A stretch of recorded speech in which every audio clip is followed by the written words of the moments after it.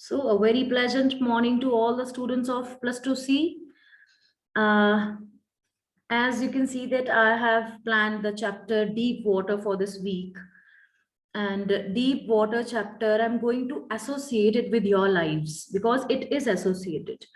So before we start reading Deep Water, it's about a boy, William Douglas, who's the writer of this chapter actually. He will be discussing his aversion of life with you all. He will be discussing how he was scared of waters. He had phobia of swimming, of going into any form of water, why that phobia was formed. So I'm going to ask you, my question is, what is your phobia? It can be darkness, it can be a scare of animals, lizards, cockroaches, anything. Phobias can be, you can say, from any, you just think for a while and just tell me. Just raise your hand, send me text here, I will unmute you and you can speak then. Find any phobia you might be having, any phobia in life. Some people are afraid of heights, some people are, and we will try to find out that why these phobias are formed, and then I will start this chapter. Fine. So Gaurav, would you like to answer it? No. What about Mehak Vasan? Do you have any phobia? Yes. Okay, then unmute yourself, Mehak.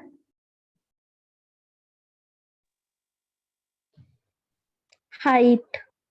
Height. So you're scared of height. Whenever you go somewhere, so you get scared. The phobia of height is there. And when did that happen? Do you remember? When do you form that phobia? From childhood onwards, you are having this phobia? Oh, Yes. okay. And you don't know the reason also. Yes. Okay, fine. You can mute yourself. Amarpreet, what's your phobia, beta?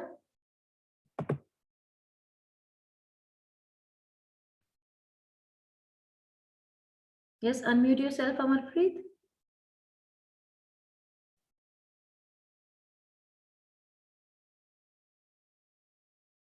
Not possible? Dipin has gone behind the, you can say, video again. Dipin, you can speak, you can unmute yourself. No phobia is there. Very good. You're not scared of anything. See, there is lizard on your shoulder. He's not scared. Okay. So you're not having any phobia. Anushka, will you like to share? Do you have? Okay. You unmute yourself. Yes, Anushka, speak. Firstly, you said yes, I have, and now you're saying no. Okay, unmute yourself. Yes, Anushka, now speak. Ma'am, darkness. Darkness. You cannot sit when light goes off, you can't sit there. Yes. Okay, fine. That is the phobia of Anushka. So Mehak is scared of height. Anushka is scared of darkness. What about Rasika? Rasika, are you afraid of anything? Not so. Okay, don't know about it. The rest of the students are not coming forward. Vanshika Sani, do you have any phobia? Would you like to share? Okay, then unmute yourself, beta.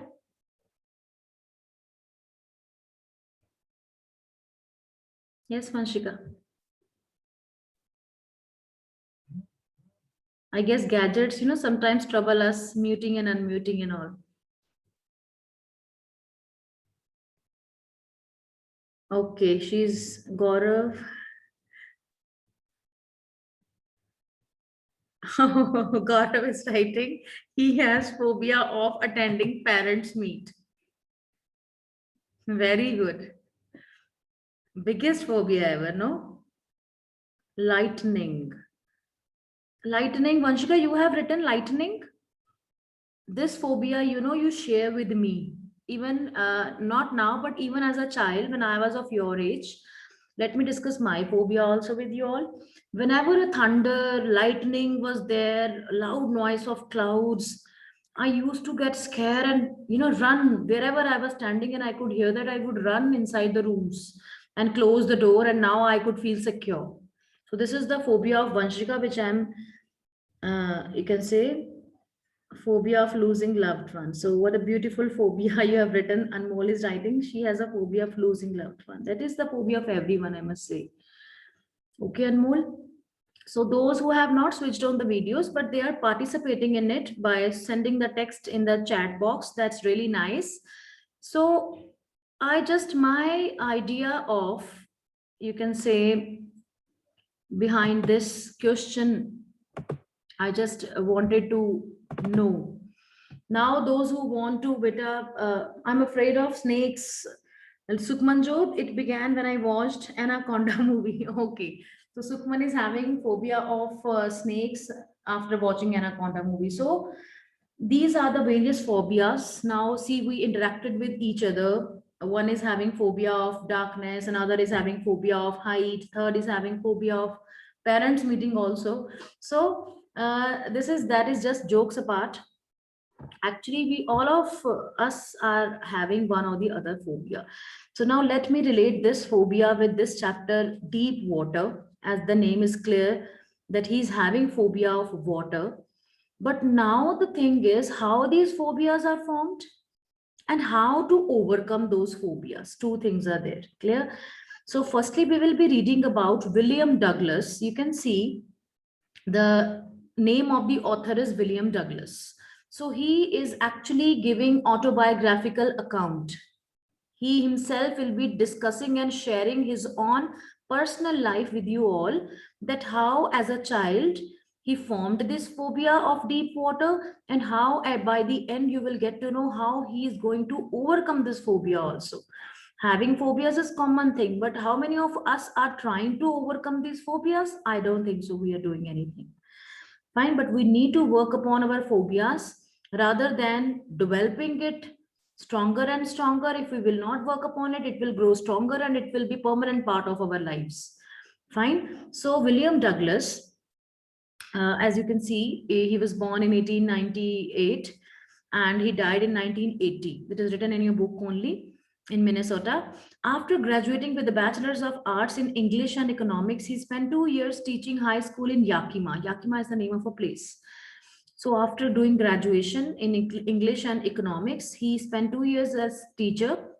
And however, he got tired of this and decided to pursue a legal career. He met Franklin D. Roosevelt at Yale and became an advisor and friend to the president. And after that, he thought, why I'm teaching? I just wanted to be legal advisor. I want to go into this law thing. So he started pursuing a legal career. He joined Franklin D. Roosevelt and he also became advisor and friend to the president. He got very prestigious post, this author, William Douglas. Douglas was a leading advocate. See, after doing graduation in English and economics, because economics is the concept, you can say, where which can take your further career in legal things. So he pursued a career in being advocate and advocate of especially individual rights. He retired in 1975 with a term lasting 36 years and remains the longest serving justice in the history of the court. So he became the judge also, advocate also. The following excerpt, actually now coming back to this chapter of Men and Mountains by William O. Douglas. So he wrote a book which is autobiographical in nature. Autobiographical is when we write about our own lives. Clear? Biography is when we write about others. Autobiography is when we write about ourselves. Clear? So he has written one book after getting retired and all, after serving as an advocate, as justice. So William Douglas thought of writing a book. He wrote Of Men and Mountains. In this chapter, Deep Water is part of that book. It is an excerpt which is taken from that book and it is a chapter added into the class +2 now. Oh, Douglas, it reveals how as a young boy, William Douglas nearly drowned in a swimming pool. In this essay, he talks about his fear of water and thereafter how he finally overcame it. So he will be discussing clearly in detail how he formed that phobia of water and how he once was almost drowned in swimming pool, and that's why he was having that phobia, and how he overcame it.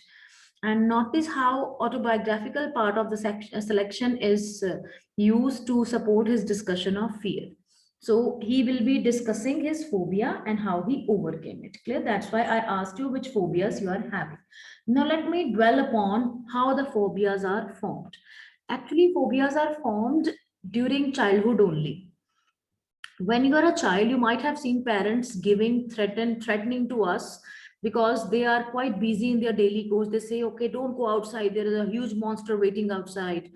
Fine. And there is a thief who's going to catch you. There is lizard, there are cockroaches. I mean, they start scaring you in a, you can say, without knowing. Actually, it's not that deliberately they are scaring you. Actually, without knowing it, they are imbibing the phobia in you. Not only parents, sometimes any person around us. It might be your elder sibling, it can be some uncle, aunt, grandpa, grandmother, father, mother, or any teacher, or any person can be there who's the reason of forming that phobia in you. Otherwise, a child is fearless.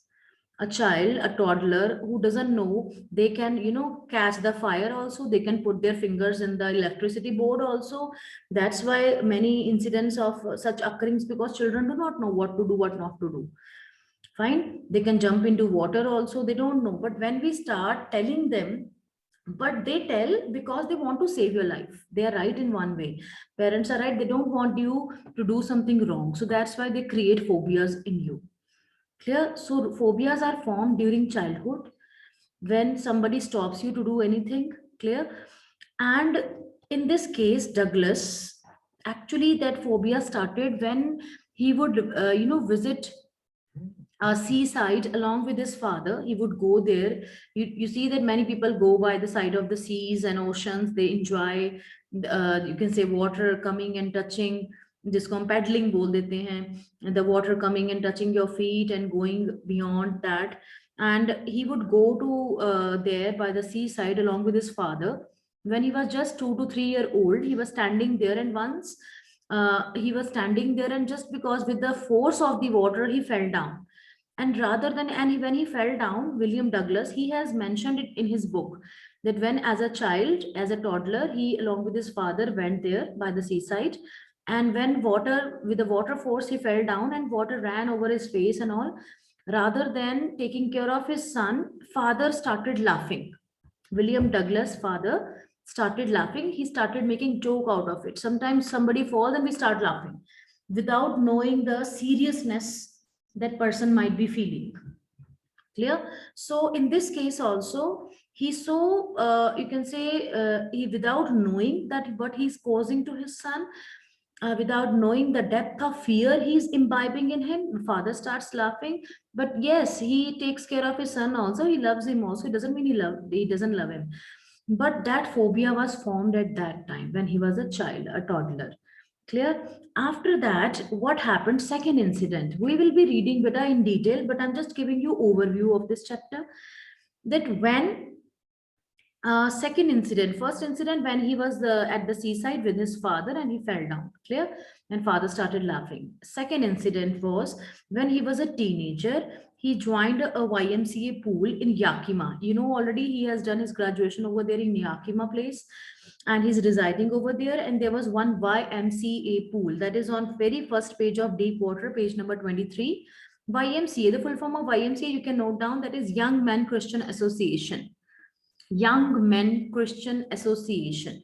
So these kinds of associations, clubs are quite common in foreign countries, where people go and participate in various activities, like it is swimming or any kind of other sports activity. Fine. So there was a pool at YMCA. It happened when I was 10 or 11 years old. See, the very first line of your chapter is, this is actually the second bad experience. First experience he has mentioned within the chapter. It had happened when I was 10 or 11 years old. I had decided to learn to swim. There was a pool at the YMCA in Yakima that offered exactly the opportunity. So as you know that most of the children, most of the parents these days, they want their kids to learn swimming. So William Douglas' father was not an exception. He also wanted his son to learn to swim. So he joined when he was 10 or 11-year old. He decided, okay, this is the time I should learn to swim. And he joined a YMCA pool, that is Young Men Christian Association in Yakima. and that offered exactly the opportunity which he was finding. The Yakima River was treacherous. Now, what is the meaning of treacherous here? Involving betrayal. Treacherous means to cheat, involving cheating. Now, why they are calling Yakima River treacherous? Mother continually warned against it and kept fresh in my mind the details of each drowning in the river. But YMCA pool was safe. You know that many people they learn to swim directly at the rivers also. The parents, if they know how to swim, or the coach they are hiring, they can also teach their children in rivers. But mother of William Douglas was very particular about it. She was saying that Yakima River is not at all reliable. They live in Yakima. There was a river. As you know, the water flow in the rivers are quite fast. So mother said that you should not learn to swim in a river, especially the Yakima River where they are residing. And this is treacherous. That can involve danger. That can be very dangerous to your life. So I don't think so. You should go and learn to swim over there in Yakima. Fine. So that was the decision of William Douglas' mother. So they preferred YMCA pool. As you know that when we compare the water depth of river with that of the pool, there is a lot of difference. When a pool is there, there are different heights: 3 feet height, 4 feet, 5 feet, 6 feet. Accordingly, as per your height, parents can choose and then they can make you learn the swimming. That there is no fear of drowning. Clear? So and mother kept on reminding that you should not go to river, but continually warned against it. And she says, okay, YMC pool was safe, let's go there. It was only 2 or 3 feet deep, underline it, at the shallow end, and while it was 9 feet deep at the other, the drop was gradual. So YMCA pool, on one side it's for kids, that is 2 3 feet deep, and on the other side is for adults, which is even 9 feet deep. When you will be able to swim properly, only then you can go to that side where 9 feet deep water is there. Clear? And while it was, the drop was gradual. I got a pair of, and drop was gradual means gradually you will be moving from lower depth to higher depth. Obviously, they will not throw you in the 9 feet water directly without learning to swim. Firstly, they will be teaching you the strokes, the basic strokes are there. Might be you might be knowing, any one of you knows the swimming, they can tell the strokes. The butterfly stroke is there, chest stroke is there, back stroke is there. Fine, basic strokes are there firstly. Then they keep on enhancing the level of difficulty accordingly. Yeah. So this period is just for the introduction of the chapter and the basic details, so that you can have mindset of reading it. Clear? The proper reading we will be doing tomorrow, but I'm going to do the first two paragraphs. I guess that much time we are having today. So it was only 2 or 3 feet deep. We have read. I got a pair of water wings and went to the pool. So see the, you can say, safety. He's not going directly without any safety measure. He's having the pair of water wings. You can see that stuffed with air. You have such equipments with you when you go to swim. He was having water wings. That then I hated to walk naked into it. Next page 25, and show my skinny legs, but I subdued my pride and did it. So he's saying that he was having very skinny legs, very thin legs as a, you can say, child, when he was like about to enter into that teenager. Students, children become very conscious that if I will go there, what will he see? Now I was asking you to switch on the video. Only 6 7 children were able to confront me. They were able to answer me, or they were able to sit in front of me. Most of you are just hiding, but they're sending me answers. I just wanted to see whether you're paying attention or not. So many students are sitting there listening to my lecture. They are texting me and answers in the chat box, but they are very shy enough to come in front. Fine, they are in that way. Clear? So in that way, at this age, when you're a teenager or about to enter the teenage, at that time you become very conscious that of your appearance, that okay, he's looking at me, she's looking at me. We start thinking others opinion. We start taking it very seriously, that what others think of us. So from the beginning, however, but I subdued my pride. Subdued means he suppressed his feeling of getting seen by others that he's very skinny. He thought when I will be wearing my shorts and when I'll be entering the swimming pool, people will be, making fun of me by looking at me that I'm so skinny, right? So at that time, from the beginning, however, I had an aversion to the water. So how much time is left? We have till 9:45 only. So only better 3-4 minutes are there. I'll be reading this paragraph and then we'll continue tomorrow. Okay. By the time, just stay there. From the beginning, however, I had an aversion to the water when I was in it. I told you already, he was already having that aversion. Aversion here means when he's having that phobia of entering the water when I was in it. This started, underline this. I have already discussed this with you, beta. When I was 3 or 4 years old, he does not remember exactly. Either he was 3 or 4 year old, and father took me to the beach in California. This is the exact place you need to remember. They went to California, and at a beach, he means his father, and I means William Douglas. He and I stood together in the surf when water surfing was going on. They were standing there.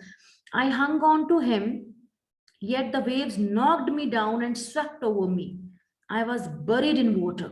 So he was holding his father's hand, standing there, but suddenly water waves came with a force, with a jerk, and he fell down, and water just ran over his face.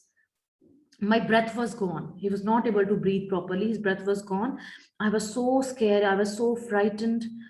Father started laughing. This was the wrong thing. Rather than taking care of the child, father just laughed. But there was terror in my heart at the overpowering force of the waves. That was the time when actually the phobia of water formed.